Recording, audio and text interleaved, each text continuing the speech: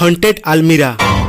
रोहन, जो 30 साल का था, पेशे से एक इंटीरियर डिजाइनर था और कुछ ही हफ्ते पहले नौकरी के कारण मुंबई शिफ्ट हुआ था। अपनी नई जॉब की पहली सैलरी मिलने के बाद उसने अपने घर को सजाने का सोचा।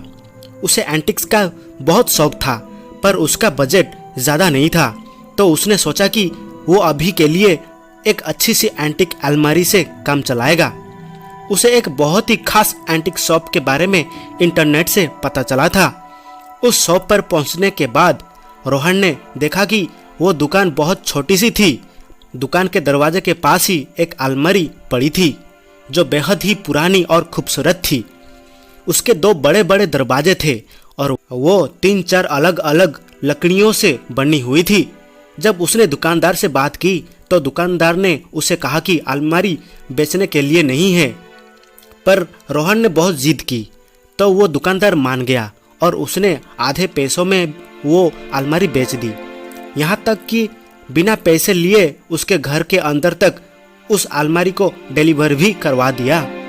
रोहन बहुत खुश था क्योंकि वो अलमारी उसकी उम्मीदों से भी ज़्यादा सुंदर थी, पर उसे ये नहीं मालूम था कि उस दिन से उसकी ज़िंदगी हमेशा के लिए बदलने वाली थी।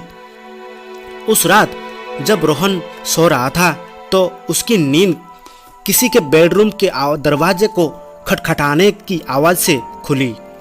रोहन ने दरवाज़ा खोला तो वहाँ कोई नहीं था। उससे लगा कि शायद ये उसका वहम होगा। वो दरवाज़ा बंद करके वापस अंदर जाने लगा तो फिर से उससे दरवाजे की खटखटाने की आवाज़ आई। रोहन तेजी से दरवाजे के पास गया, पर वहाँ अब भी कोई नहीं था। रोहन कुछ देर तक दरवाजे के पास ही खड़ा रहा, पर उससे बहुत नींद आ रही थी, इसलिए वो सोने चला गया। अगली सुबह रोहन ने जब कपड़े निकालने के लिए अपनी नई अलमारी को खोला तो उसके होश उड़ गए। रोहन ने देखा कि उस अलमारी के एक कोने के अंदर बस छोटी छोटी हड्डियां थी। रोहन को कुछ समझ नहीं आया। तभी उसे एक बिल्ली की आवाज़ आई और उसने देखा कि उसके कमरे में एक बिल्ली घूम रही थी। रोहन ने उन हड्डियों को वहाँ होना उस बिल्ली की शरारत समझा। रोहन ने वो हड्डियों को वहाँ से हटाया, उस अलमारी को साफ किया और उन हड्डियों को घर से बाहर फेंककर अपने काम के लिए निकल गया। शाम को जब वो घर वापस आया तो उसने देखा कि घर के दरवाजे का लॉक पहले से ही खुला हुआ था।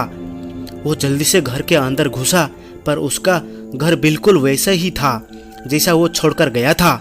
उसने सब कुछ चेक किया और उसका सभी सामान भी सही सलामत थी। उसने सोसाइटी के चौकीदार से पूछा, पर चौकीदार ने किसी को भी ऊपर जाते नहीं देखा था।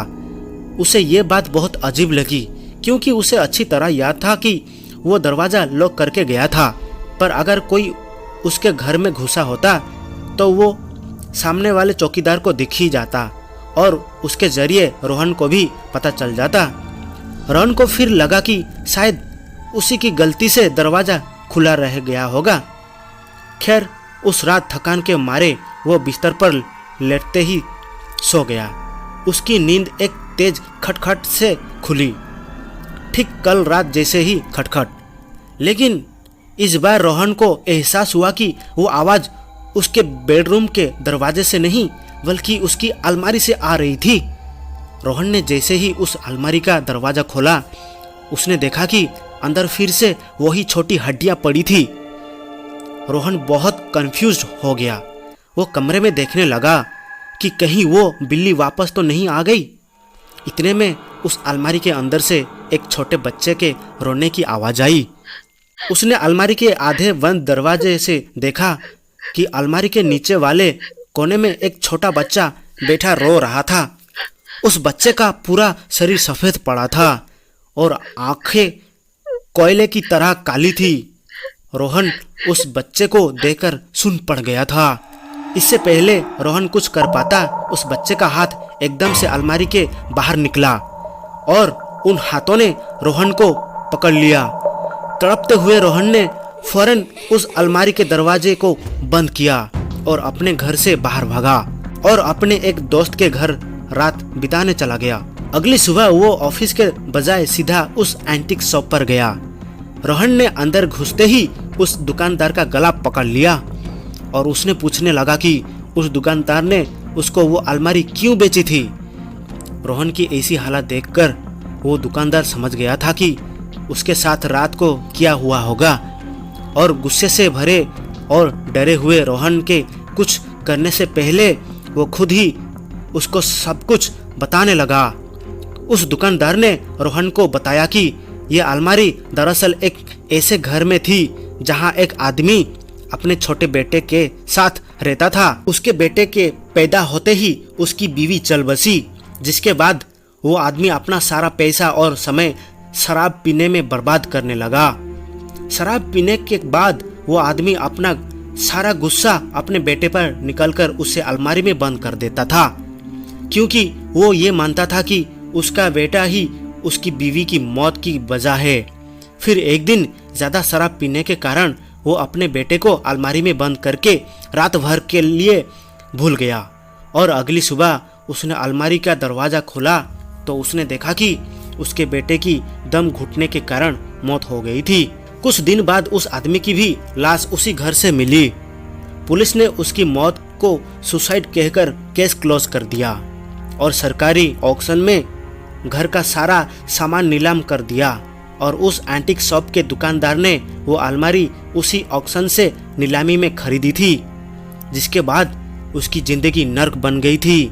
उसने बताया कि वो अलमारी उस छोटे लड़के के भूत से शापित है। उस छोटे लड़के ने उस दुकानदार को भी बहुत तंग किया था। उसने वो अलमारी तोड़ने की कोशिश भी की, लेकिन उसके बाद भी उस अलमारी पर कोई असर नहीं हुआ। दुकानदार ने कहा कि वो उस अलमारी को रोहन को भेजना नहीं चाहता था और इसीलिए उस दिन उसने रोहन को मना भी किया, पर जब रोहन ने उस अलमारी को खरीदने की जिद की तो उसने वो अलमारी रोहन को बेच दी। रोहन ने ये सब सुनकर उसी दिन उस अलमारी को घर से बाहर कर दिया, लेकिन उस रात जब वो आराम से सो रहा था तो उसकी नींद फिर से उसी खटखट की आवाज से खुली। रोहन ने आंखें खुली तो उसके ठीक सामने उसके कमरे में वही अलमारी थी। गाइस, कैसी लगी आपको ये कहानी? अगर वीडियो अच्छी लगे तो लाइक, शेयर और सब्सक्राइब करना मत भूलना।